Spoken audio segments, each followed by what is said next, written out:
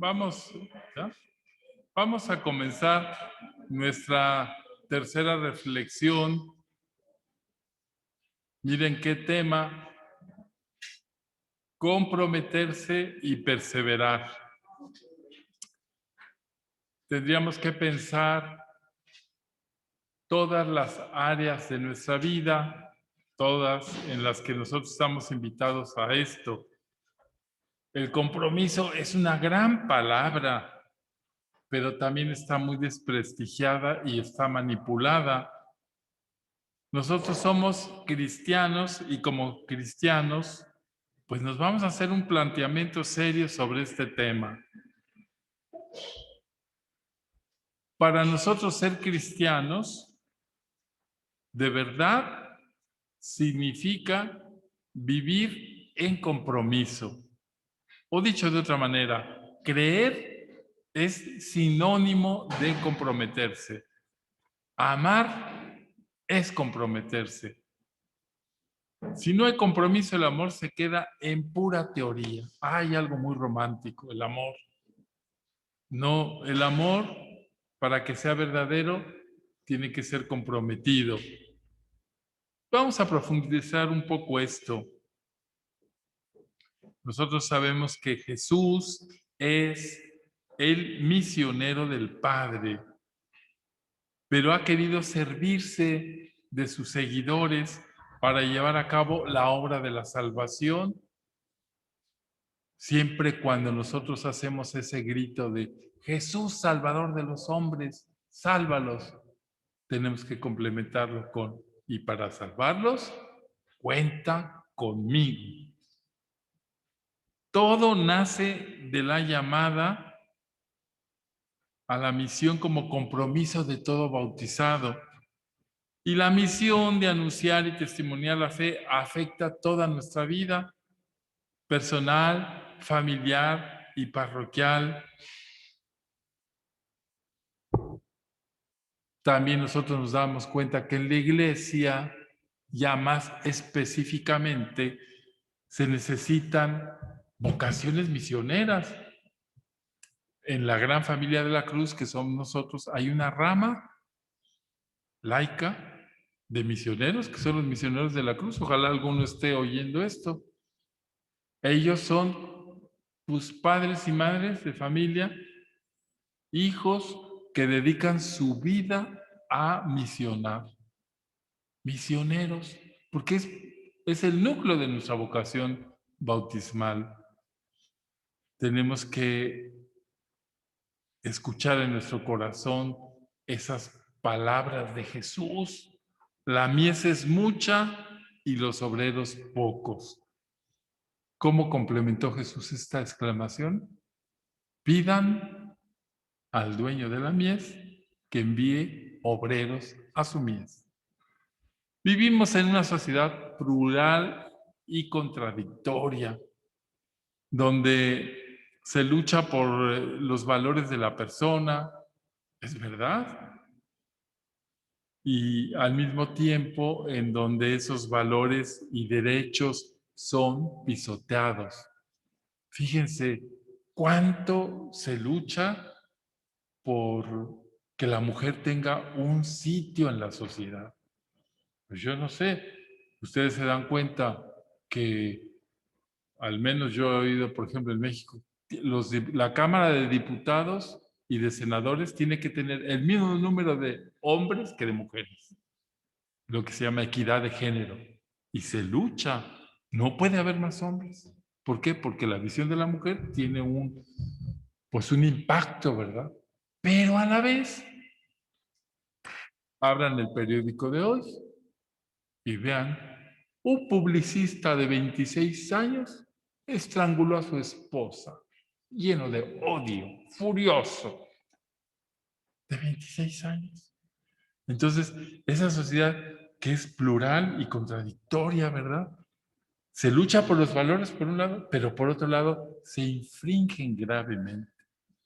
Se denuncian abusos e injusticias.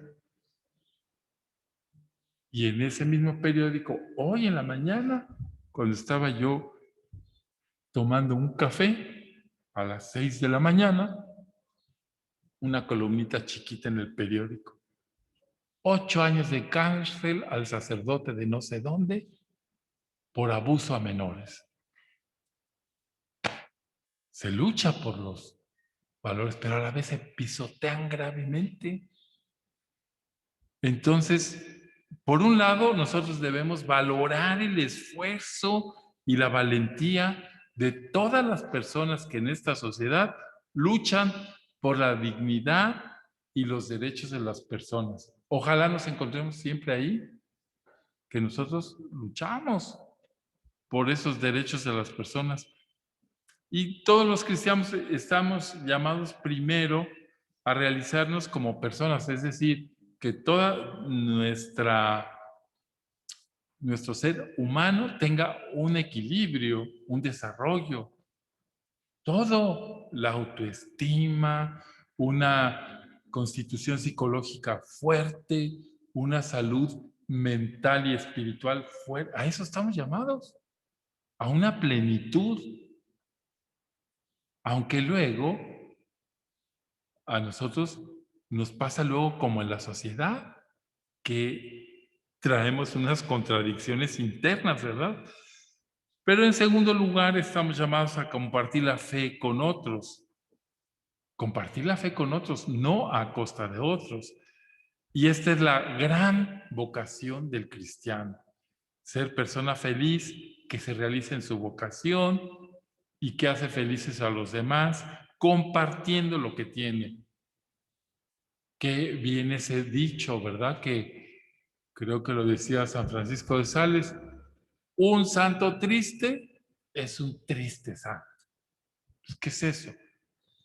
Con vivir la fe nos alegra o nos debería alegrar.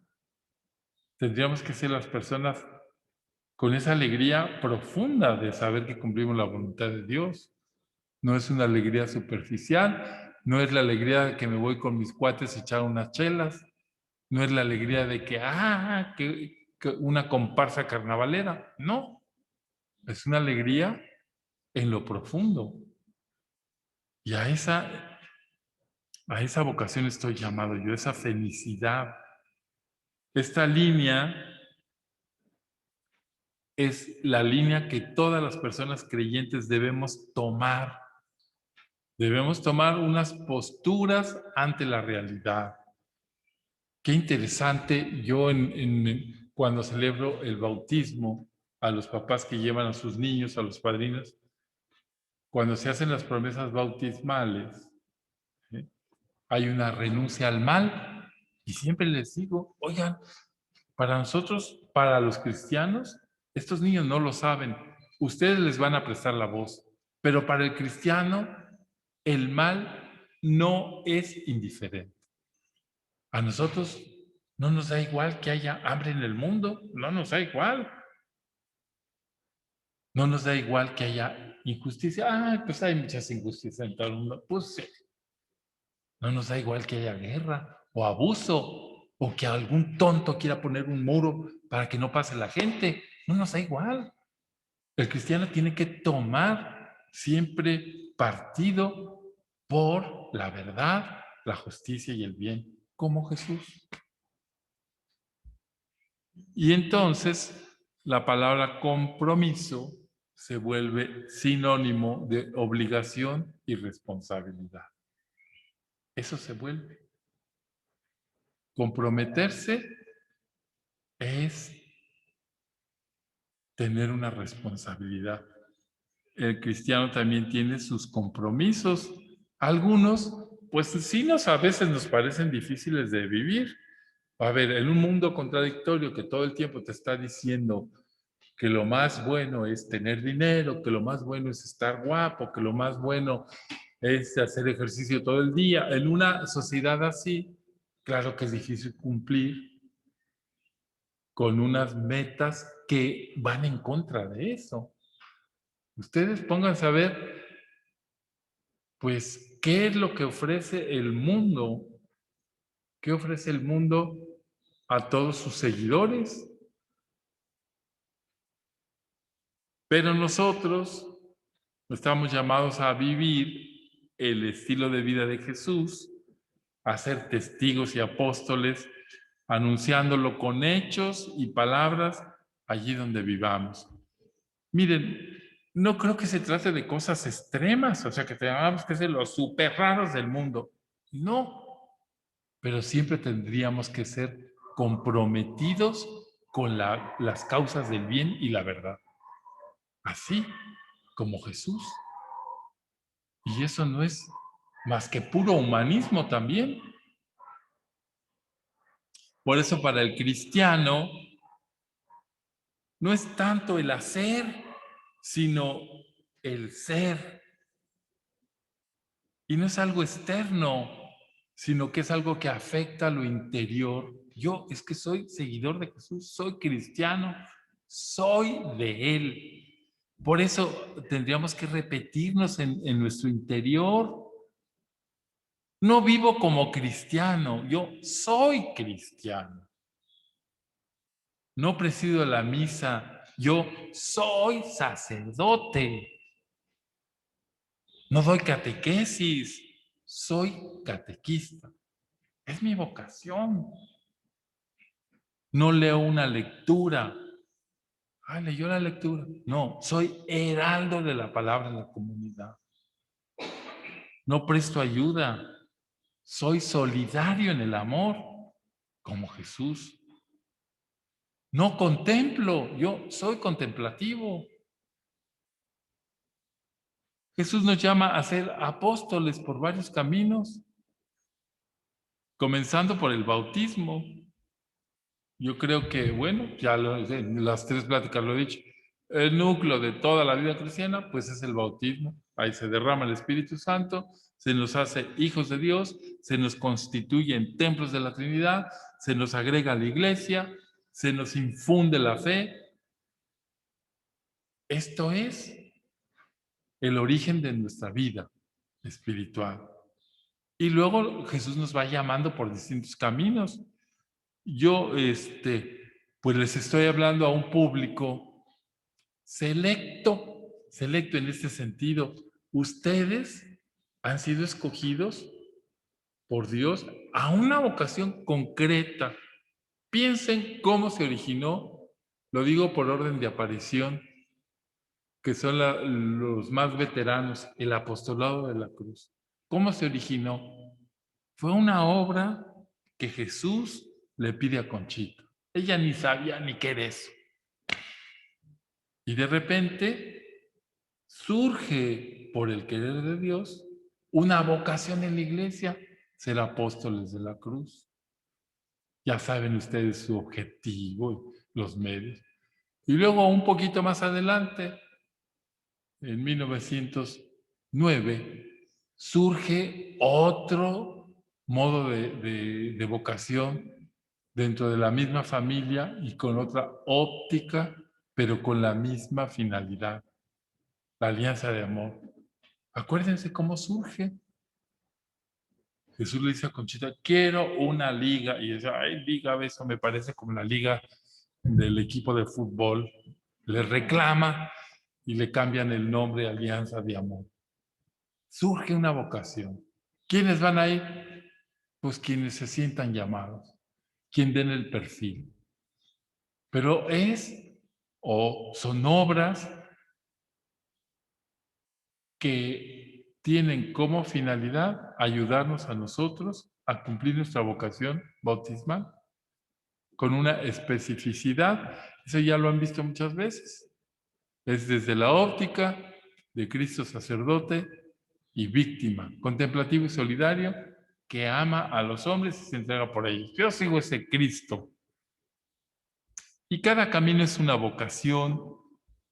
Pues no es igual, por ejemplo, el camino de la vivencia seglar. La mayoría de ustedes son seglares. Estamos en la iglesia y estamos diciendo, es el tiempo de los laicos, pónganse las pilas. Ustedes nos tienen que quitar mucho trabajo si nos dejamos, porque hay mucho clericalismo. Los laicos tienen que tomar su responsabilidad en la iglesia. También, hay el camino de la vivencia seglar consagrada. Me parece a mí que Las de alianza tienen eso, ¿no? ¿Son seglares consagradas o no?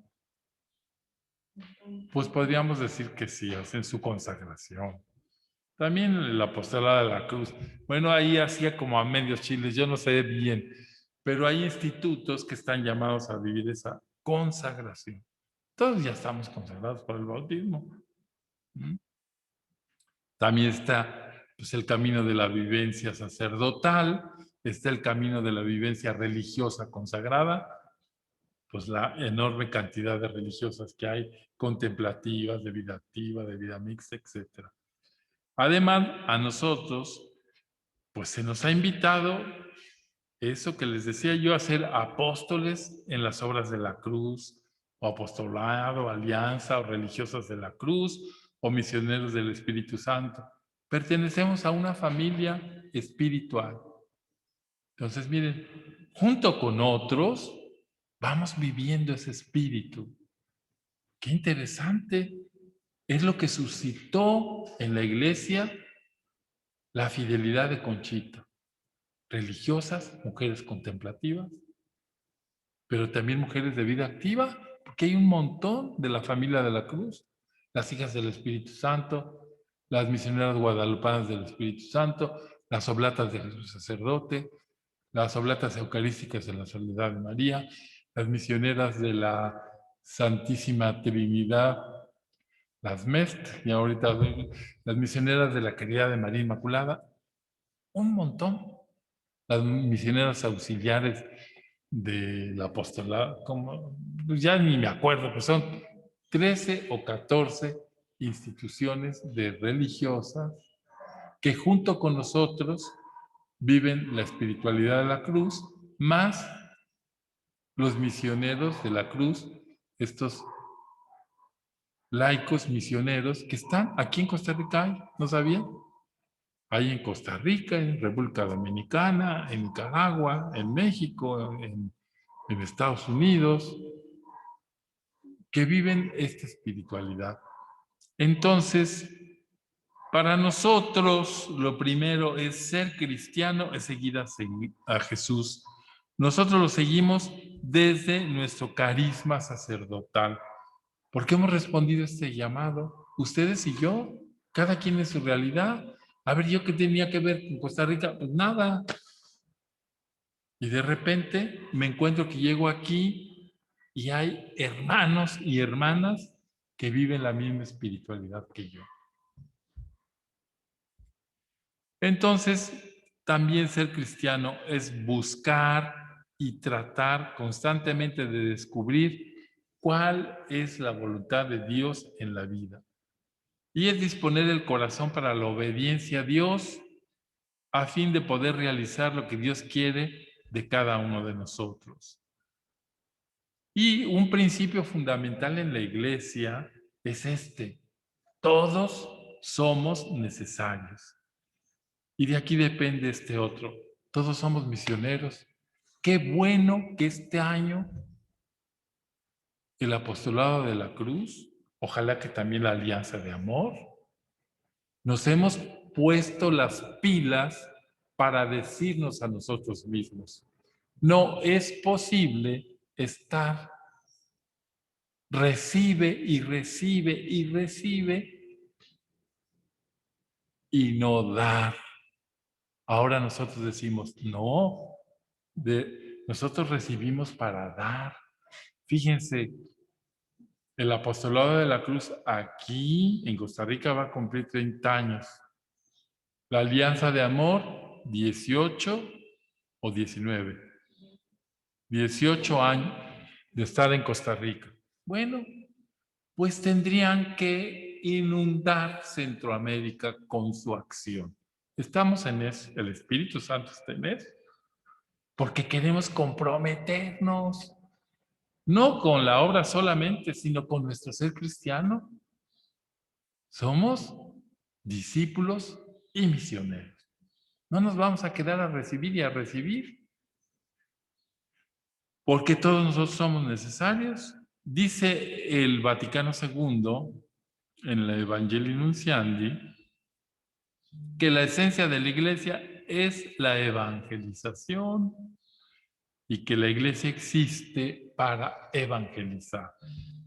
Quiere decir, queridas hermanas y hermanos, que nosotros tenemos que replicar, repetir, llevar la buena noticia a los demás.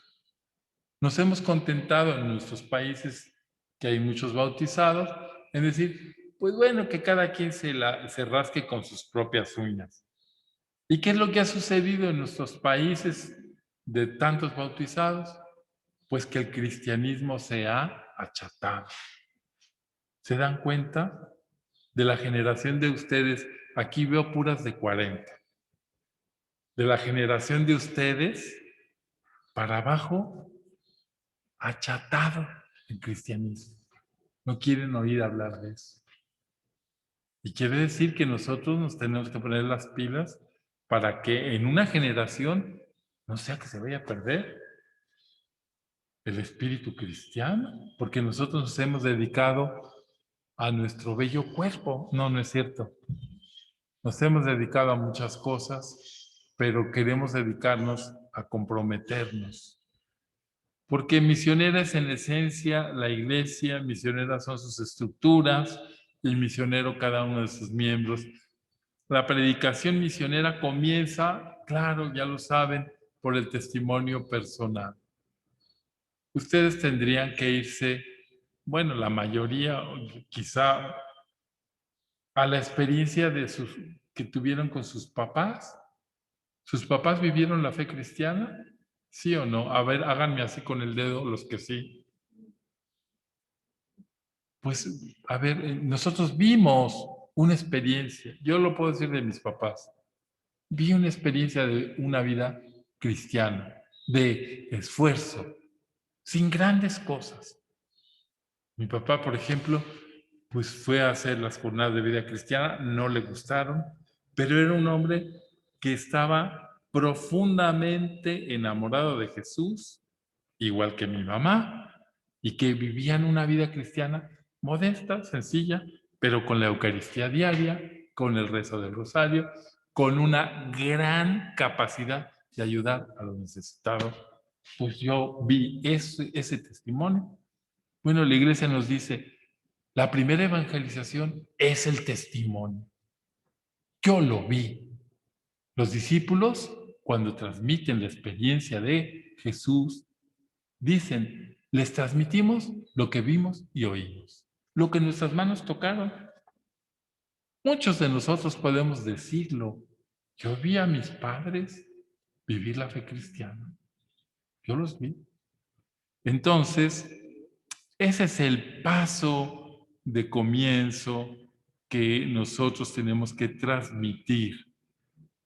El evangelizador, ya sea el sacerdote, ya sea el catequista, ya sea el laico, ya sea la religiosa o el religioso, es el primero por propia experiencia que conoce a Jesús y su evangelio como experiencia personal de amor, o eso debe de ser.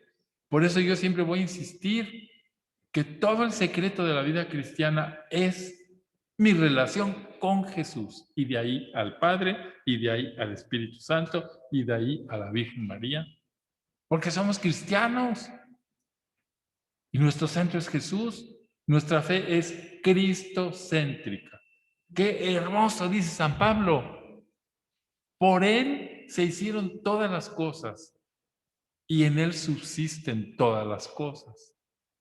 Él es el primogénito, el primero de todos.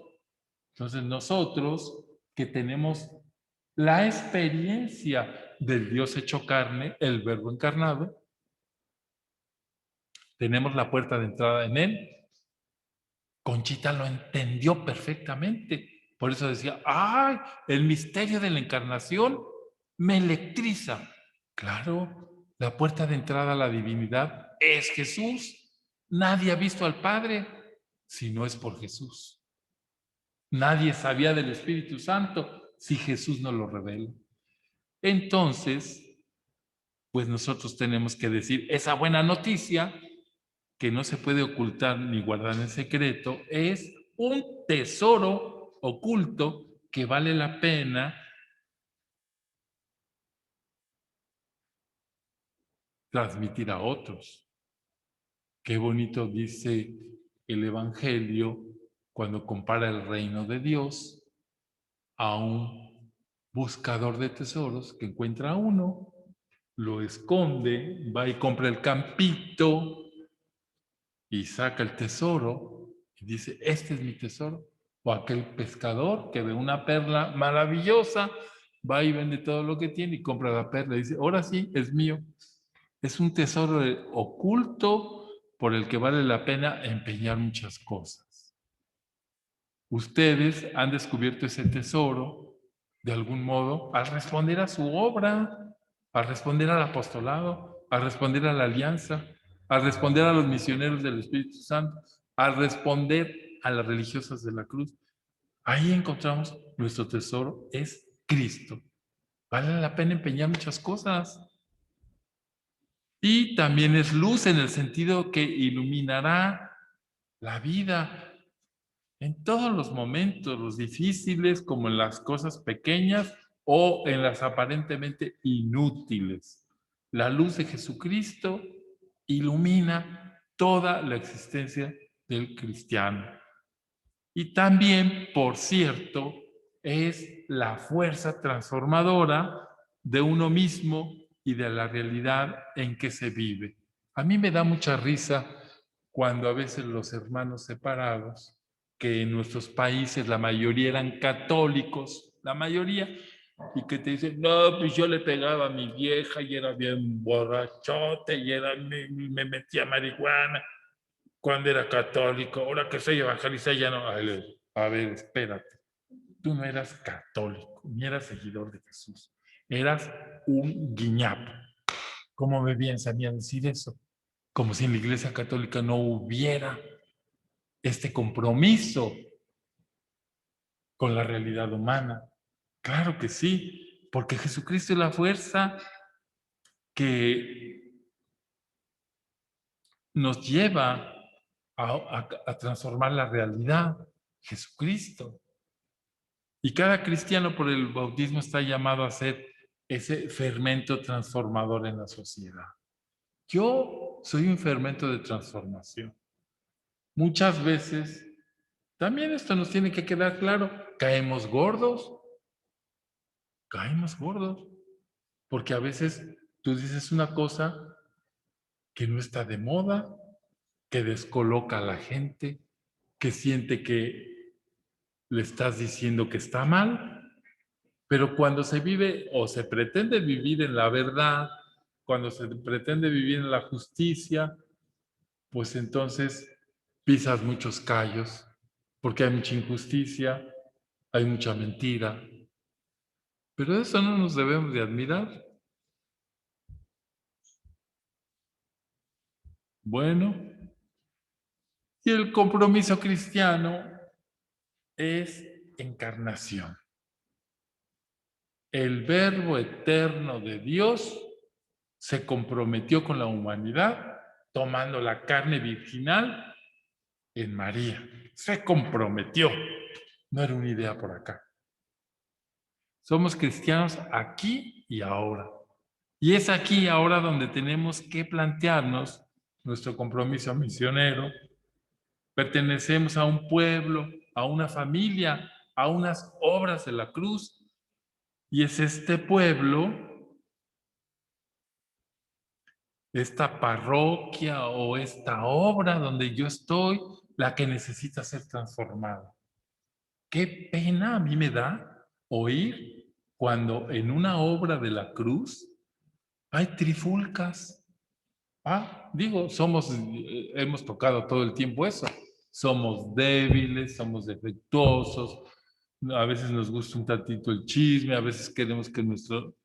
Pero qué triste es que en una obra de salvación, como son las obras de la cruz, haya trifulcas, porque la doña quiere dominar a las demás.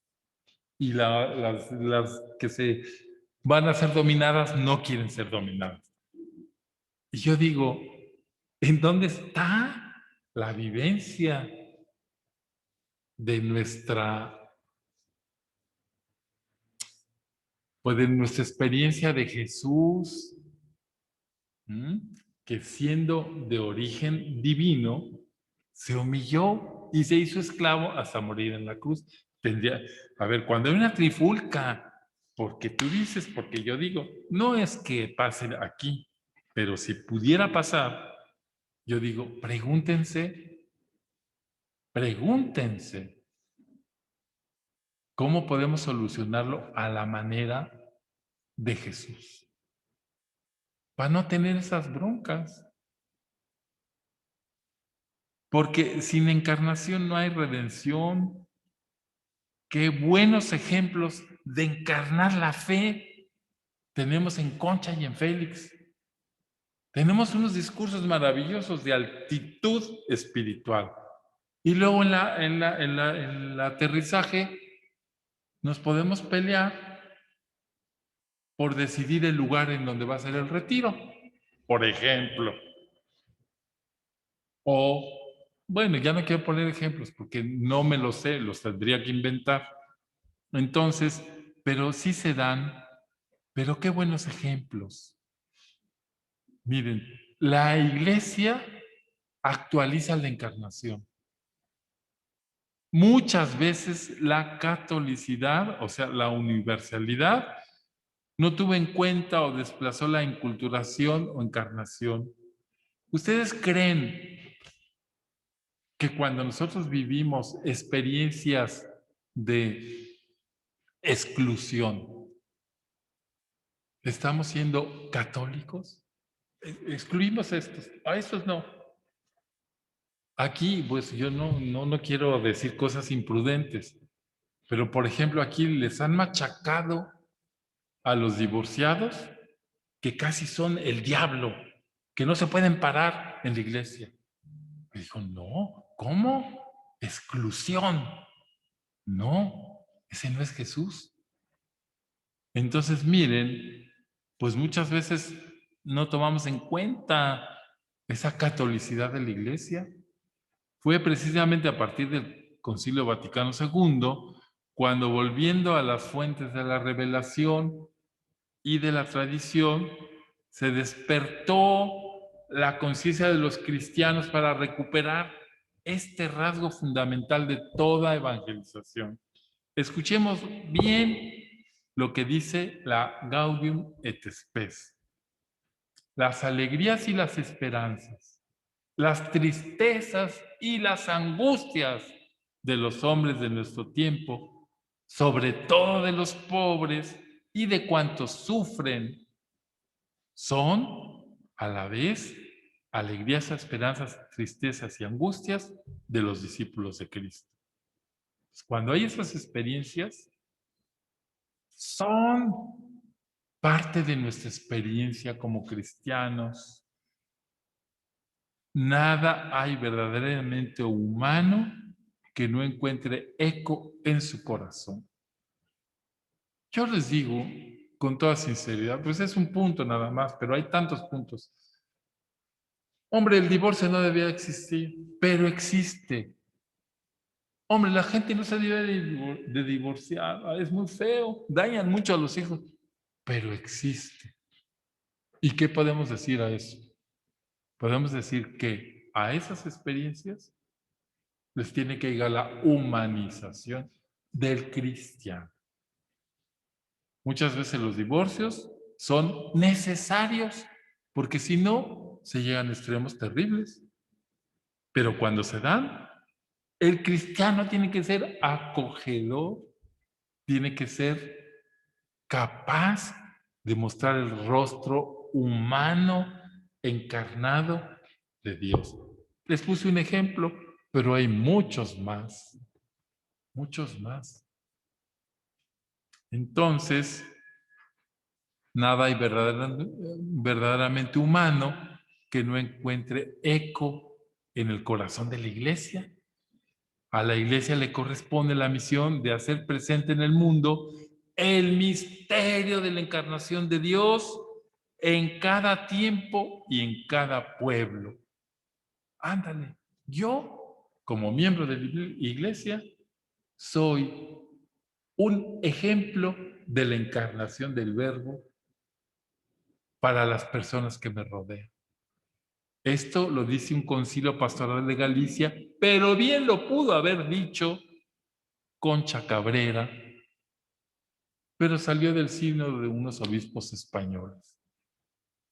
A la Iglesia le corresponde la misión de hacer presente en el mundo el misterio de la encarnación de Dios en cada tiempo. Yo soy el misterio de la encarnación de Dios. Es decir, toda la humanidad preciosa de Cristo que está dispuesta a salvar. Es interesante. La actitud evangelizadora de la Iglesia de los primeros siglos la resume el apóstol Pablo así, toda la experiencia. Con los judíos, yo me hice judío para ganarlos. Con los que están sin la ley, me hice como el que está sin ley. Es decir, con los paganos. Con los débiles, me hice débil para ganar a los débiles. Me hice todo para todos, para salvar a algunos a toda costa. Y todo esto lo hago por el Evangelio para tener parte en él. Que bien entendió San Pablo. Tiene una cristología perfecta. Yo escribí un folleto que se llama Toda para Todos, que es la experiencia de Conchita. Hacerse uno con los pobres, con los sacerdotes caídos, con los religiosos, con los laicos, con el marido, con los hijos, toda para todos, para salvarlos. Esa es la dinámica de la encarnación. Hacerse uno con los demás. ¿Cuánto perdón tenemos que pedir por haber fallado muchas veces por ser tan inflexibles? Cuando la Iglesia apunta por el orden, comete muchos pecados, porque el orden no es lo prioritario. Lo prioritario, ¿qué cosa es? La caridad. Por eso el compromiso cristiano se manifiesta en el testimonio. Hoy en día existe una gran desconfianza hacia las instituciones. Si ustedes, bueno, allí en México hacen luego encuestas a ver cuál institución tiene más credibilidad. La policía, cero. Los militares, cero. La iglesia, 0.1. Existe gran desconfianza. Porque las palabras se las lleva el viento, pero los hechos permanecen y dan testimonio de una labor. Cuando, por ejemplo, también los gobiernos se ponen a criticar a la iglesia y algunos laicos se les ponen al brinco y dicen, espérate, ¿quién en el mundo atiende a todos los enfermos de SIDA? Cuando estaba eso bien fuerte, la Iglesia Católica. ¿Quién tiene más hospicios para niños de la calle? La Iglesia Católica. Así es que espérate, tu gobierno, que es tu obligación porque te pagamos, no lo haces, y acá puro voluntario. No, está también esa realidad. Por eso les digo, es un mundo multicultural, en donde se dan todas esas cosas. No vamos a decir que la iglesia todo está mal. No, hay ríos de testimonio de evangelio vivido y de encarnación vivida. Lo que pasa es que estamos reflexionando que nosotros debemos estar ahí como personas y como obras. Hay cristianos de nombre, pues ustedes lo saben, ¿verdad? De agua bendita, de, ay, padre, no fue misa, de pila bautismal, misa dominical, y luego a eso les falta mucho para ser cristianos, porque el auténtico cristiano o el cristianismo se manifiesta en la vida. Fe y vida deben estar juntas. ¿Cómo es que yo predico a un Jesús todo misericordia y cada vez que puedo muerdo al que está al lado? Pues es una contradicción. Se evangeliza con el testimonio de vida, evangeliza más el testimonio que las palabras. Todos lo sabemos. El Papa Pablo VI, que ya lo beatificaron, dice que la gente cree más en lo que hacen, en los que hacen, que en los que hablan. Pues sí. La gente creerá en lo que hablamos si también hacemos. El pensamiento del Papa Francisco también es claro. Evangelizamos no solo con palabra, sino con nuestra vida que se transforma en la presencia de Dios. Bueno, yo también creo que nos podemos dar cuenta que vivimos en una cultura envuelta en la superficialidad y harta de palabras. La tendencia general es vivir el presente y relativizar todo. Ya esto lo anunció como muy peligroso el Papa Benedicto XVI, el relativismo. Pues todo eso es relativo. No nos fiamos de las palabras ni de las promesas, solamente aceptamos testimonios vivos y coherentes. Así pues, ser testigo del Evangelio significa vivir ese Evangelio coherentemente, de manera que los hechos confirmen las palabras. Por eso la iglesia debe ser misionera mediante la palabra y los hechos. Cuando la iglesia habla de vivir la caridad, pues ella tiene que ser la primera en vivir la caridad. Grandes obras de caridad hay en la iglesia, ustedes lo saben. Con la palabra se anuncia la salvación y con los hechos se certifica la validez de ese mensaje. Y solo una iglesia que se acerca a los pobres y oprimidos, cosa que esto da mucho miedo. En la iglesia, en la historia de la iglesia, ha dado mucho miedo este acercamiento, porque cuando la iglesia se acerca a los pobres y oprimidos, cambia hasta el lenguaje. ¿Qué es lo que está pasando con Francisco? Esto. Empezó con decir, no, a ver, yo no voy a querer este coche papal, yo no me voy a quedar en el palacio apostólico, yo en la residencia Santa Marta y ahí, no, y yo no quiero tener un ballet día y noche. Bueno, es un discurso que empieza a preocupar a muchos, pero si nosotros somos sinceros y nos hacemos esta pregunta, ¿Jesús aceptaría toda esa parafernalia con la que hemos rodeado? Pues no, yo digo que yo creo que no. Hay algunas cosas que son adherencias. Ya ven como en una piedra que está en el mar se le adhieren cosas.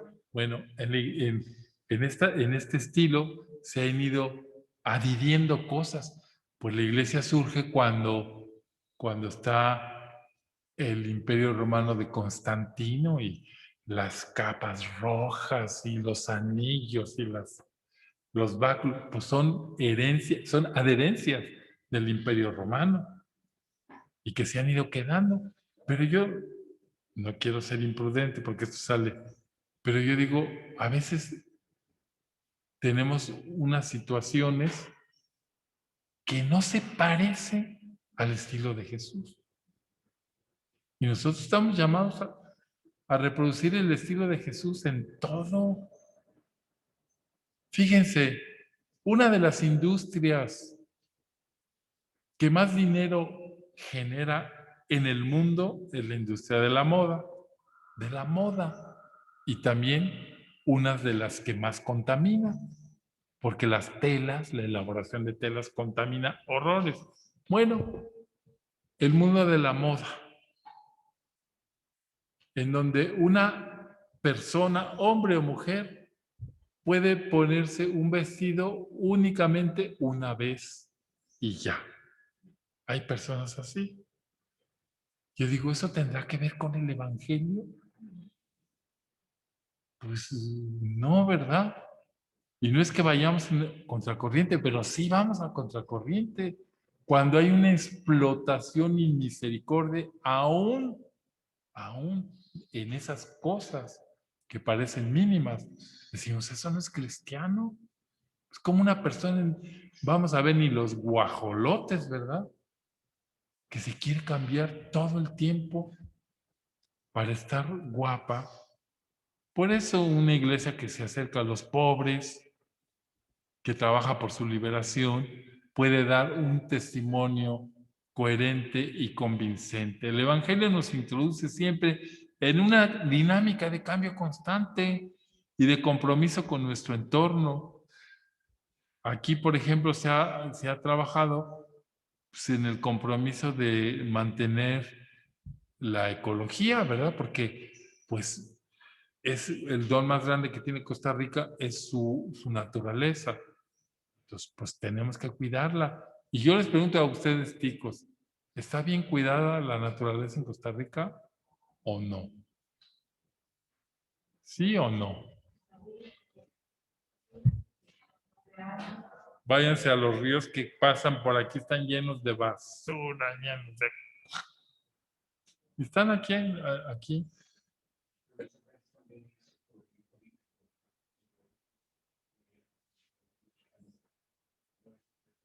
Claro, o sea que hay muchos motivos, ¿no? Yo lo que les quiero decir es que siempre hay esa contradicción, pero nosotros tenemos ese reto de comprometernos con nuestro pequeño entorno. Decir, a ver, yo como un compromiso no voy a contaminar, voy a separar la basura, no voy a ser un consumista horrible de cosas, no me voy a estar cambiando de blusas 40 a la semana. Pues no, hasta por el agua que gasto, ¿verdad? Por eso, nuestro compromiso es con Jesús, ser testigos del Evangelio, ser la encarnación del Verbo en la iglesia. Un sacerdote dijo, vivir es elegir. Elegir es renunciar. A ver, cuando ustedes escogieron a su pelón, pues dejaron atrás 20,000 más que las estaban pretendiendo. Por eso vivir de un modo es morir a otros 100 modos. La vida es amar y el amor exige fidelidad. La prueba más exigente de la fidelidad es la perseverancia. Entonces, compromiso, perseverancia. ¿Están juntos? Tener 1000 dificultades no justifica una deserción. Siempre va a haber. Ustedes vean en su familia, pues cuántas dificultades. ¿Y qué dice la mamá? Renuncio. Quédense, váyanse a la fregada. Yo renuncio. Con estos hijos no puedo. No, hijita, pues ya. Ahora sí que como las arañas llevas a tus niñitos aquí arriba. No, la perseverancia, tener 1000 dificultades, no importa. Es hermoso amar, pero a veces qué caro y complicado resulta la naturaleza perseverar en el amor. En la vida hay cosas no negociables y la perseverancia en los compromisos adquiridos madura libremente y esa perseverancia es una de esas cosas no renunciables. Qué pena me da a mí oír cuando yo pregunto, oye, ¿y fulanita de tal que era la coordinadora de alianza? Ay, no, esa ya no está. Ah, ¿y fulanito de tal que estaba en el apostolado? No, ese ya se fue. Perseverar en los compromisos adquiridos. Como dicen en México, ay Jalisco, no te rajes, resiste riata que quede el último jalón. O sea, miren, pues es madurez. No hagamos negociable lo que no es negociable. Perseverar es no traicionar en las tinieblas lo que se aceptó en público. Ay, qué fuerte, ¿verdad? La perseverancia es duración. Es fácil ser coherente por un día o por algunos días. Difícil e importante es ser coherente toda la vida. Es fácil ser coherente en la hora de exaltación, es difícil serlo en la hora de la tribulación. ¿Qué les parecería a ustedes? Imagínense este cuadro, que Jesús está en la cena con sus discípulos, se da cuenta lo que va a pasar, se da cuenta, Jesús se dio cuenta que lo iban a apresar, que no sabía exactamente qué iba a pasar, pero que estaba en un gran peligro. Por eso va al huerto, tiene la oración ahí, en donde ve de frente lo que se le viene. ¿Y qué les parece que dijera? No, esto no es para mí. Yo por ahí no paso. Yo no he hecho nada. ¿Estos mendigos me van a matar? No. ¿Qué les parece que no hubiera perseverado? No, no traiciones en las tinieblas lo que aceptaste en público. Solo puede llamarse fidelidad una coherencia que dura toda la vida, decía San Juan Pablo II, que en la vida hay que elegir entre lo fácil y lo correcto. ¿Qué elijo? ¿Lo fácil o lo correcto? No, pues lo fácil es, pues le doy aire, le doy gas, y ahí nos vemos, si te vi no te conozco. El libro de los Hechos de los Apóstoles señala que los apóstoles perseveraban en la oración. Y porque oraban, perseveraban. Toda relación con el tiempo trae complicaciones. Yo me imagino que ustedes que han tenido varios años de casados, hay veces que quisieran meter a su esposa, a la esposa, al refrigerador. Y los esposos quisieran, y las esposas quisieran asar al marido como pollos rostizados en el rostizador, a veces. Porque toda relación pues tiene complicaciones.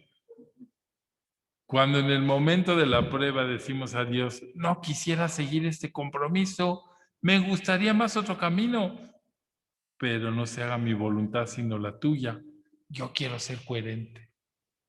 ¿Cuántas veces ustedes han tenido la tentación de huir del apostolado de la cruz, de la alianza de amor? Se hacen a un ladito, porque ya me dijeron necia, ya me dijeron tonto, ya me dijeron que lo que yo digo.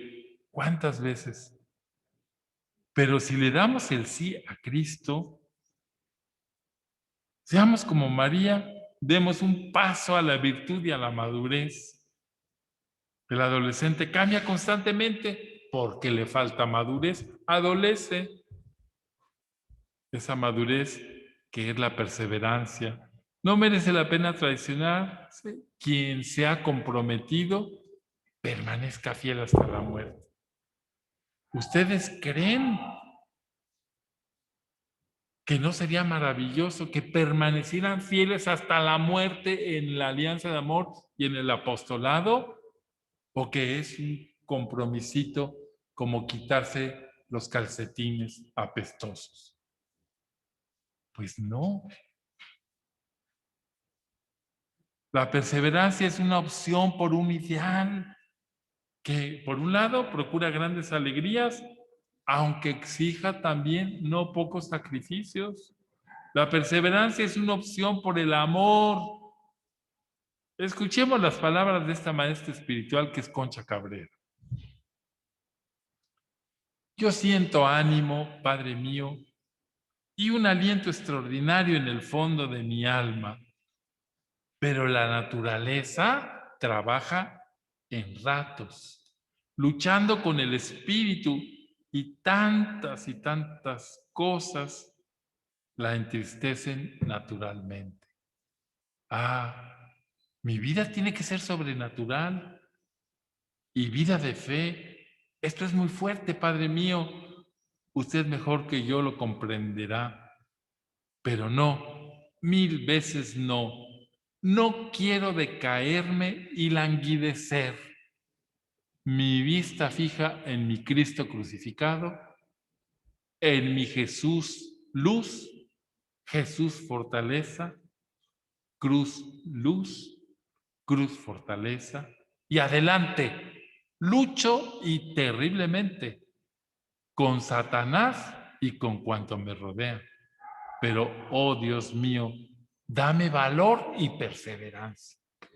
Claro, no es de a gratis ser perseverante, hay que luchar y hay que decirle al Señor, a ver, yo por mí me largaba la fregada. ¿Cuántas veces tuvo ganas de aventar toda la vida espiritual esta señora? Muchas. Así como diciendo, ¿yo por qué? Pues yo, ¿qué te hice? ¿Por qué quieres que...?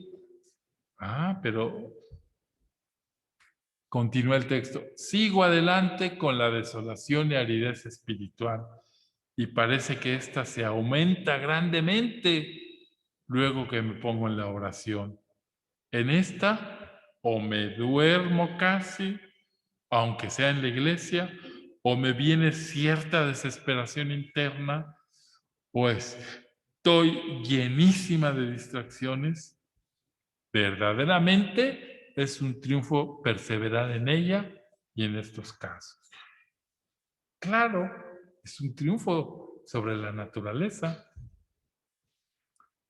Y continúa otro texto. Anoche fui llamada muy fuertemente a la oración, pero apenas me puse en ella, me vino a mí aquella como desesperación de correr, de no poder estar de ninguna manera. Y fue un esfuerzo conmigo misma y una lucha terrible para perseverar en ella. Válgame Dios, ¿y qué cosas? ¿Por qué, Padre mío, me llamará Jesús? Y luego que acudo a su llamamiento, me abandona, según parece, dejándome en esta lucha. Pues, y en otro texto dice ella, ¿cómo se cuela el demonio por la menor hendidura que se le deja? Parecen increíbles los ardides son trampas, de que se vale para impedir todo propio quebrantamiento, ya en el orden material, ya en el espiritual. Con su ayuda, Padre mío, y con la gracia de Dios, espero perseverar hasta la muerte en la vida que tengo emprendida. Claro, no vayan a creer que perseverar es gratis. No, hay que luchar, como en la vida de santidad. Es decir, no, por eso es interesante subrayar que amar y perseverar es una opción libre. Yo opto libremente. Nadie me obliga, pero yo quiero. Y luego decimos, con la gracia de Dios, y usted échame una manita, Padre, para poder perseverar. Y continúa la señora en otro texto. He tenido grandes tentaciones para dejar la vida que he emprendido. Se me viene que me acabó la salud. Fíjense qué buenas ardides le pone el diablo. Se me viene que me acabo la salud, que atento contra mi vida, la que no me pertenece sino a mis hijos, que voy por un camino muy duro que no es el mío, que no podré perseverar, etcétera, etcétera, etcétera. El Señor me ayude y dé la paciencia perfecta para vencerme y ser fiel a su gracia. Es una opción, claro. El demonio le pone, ¿cómo haces esas penitencias? Vas a atentar contra tu salud. Tu vida no te pertenece, es de tus hijos.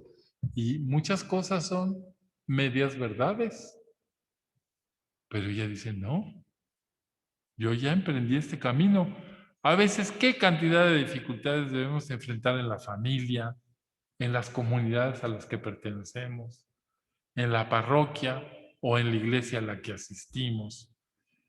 Podría aquí detenerme y sacar una lista como para escribir varios sainetes, es decir, obras cómicas, y morirnos de risa o de pena. Pero esa es nuestra realidad. Estamos llamados a un ideal muy alto. Tenemos una vocación preciosa. Y luego somos los que somos barro vil. A veces constatamos, como decimos en México, que pareces jarrito de Tonalá.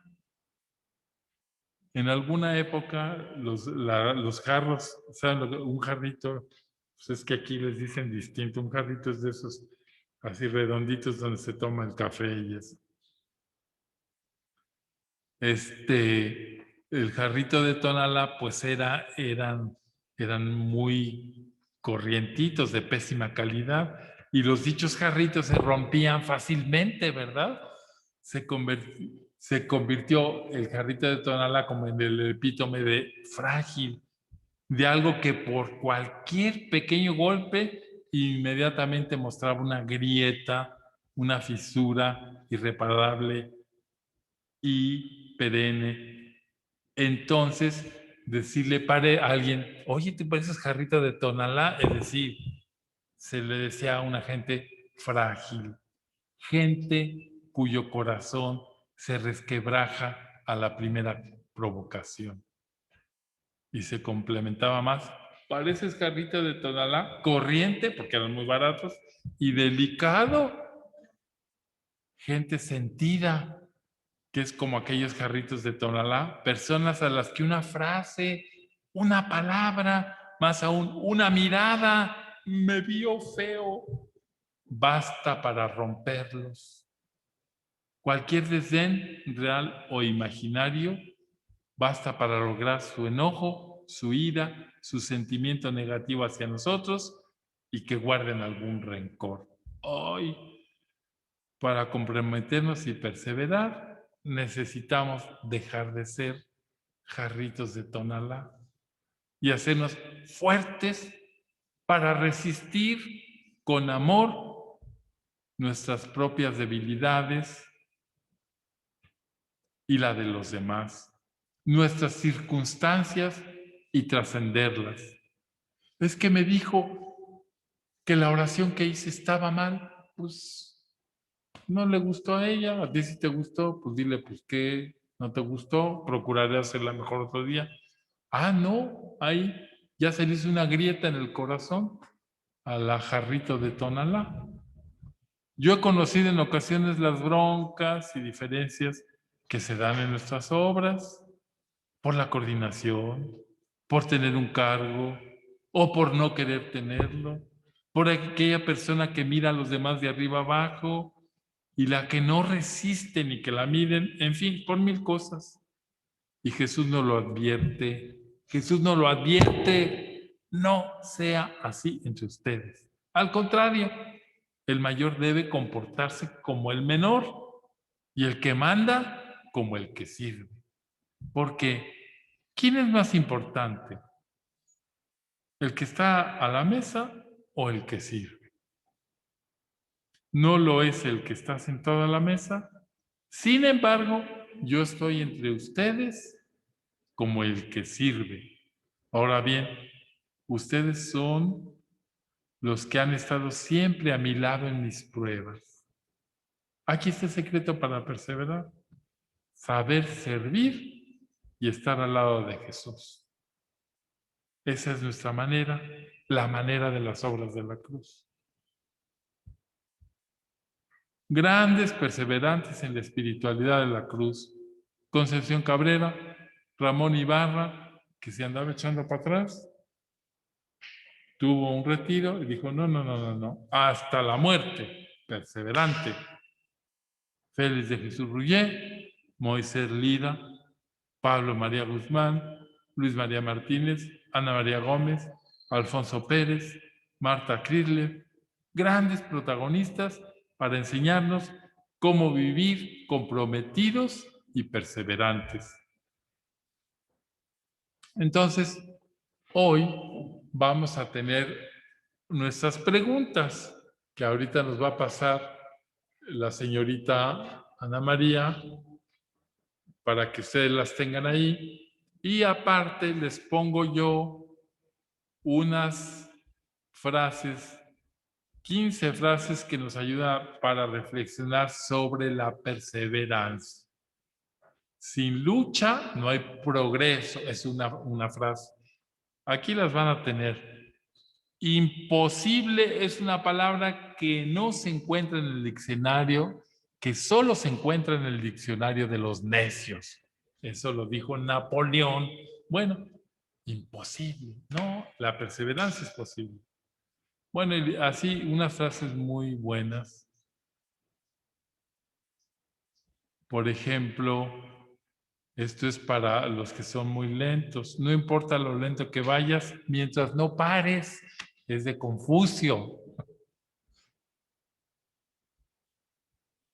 Ya se acuerdan que estábamos también reflexionando sobre ese poema de Octavio Paz.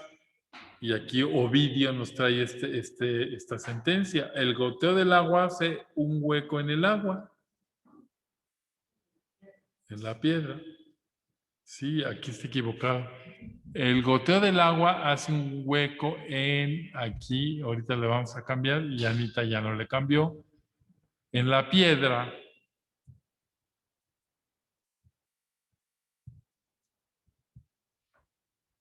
No por la fuerza, sino por la persistencia. La perseverancia es imposible si no nos permitimos tener esperanza. O sea, el que persevera, espera. Y por otro, al final, perseverar es un don que Dios nos regala y que nosotros acogemos y respondemos con generosidad. Por eso está la libertad y está el querer. A ver si, ¿ya están? Bueno, entonces miren, nada más para decirles, mañana tendremos el cierre de nuestros ejercicios. No va a haber plática ya, pero me gustaría que ustedes, los que están en sus casas, trajeran para hacer una pequeña dinámica una hoja y un lapicero, pluma o lápiz, para que hagamos ese ejercicio. Entonces nos vamos a ver mañana, por ser sábado, que dijimos que a las 9, ¿verdad? A las 9 de la mañana. A las 9 para que las señoras de Alianza se alcancen a poner a poner su café y a enchinar la pestaña. Y entonces tendremos a las 9 de la mañana la misa y la conclusión del ejercicio. Y pues agradecidos por este encuentro que tenemos. Terminamos con la bendición. El Señor esté con ustedes. Que el Espíritu Santo, fuente de toda pureza, se las comunique por medio de la cruz y del amor y guarde sus cuerpos y sus almas siempre puros y sin mancha. Y la bendición de Dios Todopoderoso, que es Padre, Hijo y Espíritu Santo, descienda sobre ustedes y permanezca siempre. Amén. Pues mucho gusto, muchos saludos y mañana tendremos la oportunidad de saludar a las coordinadoras de la Alianza de Amor de aquí de Costa Rica y del Apostolado de la Cruz de aquí de Costa Rica. Ellas mañana estarán presentes aquí.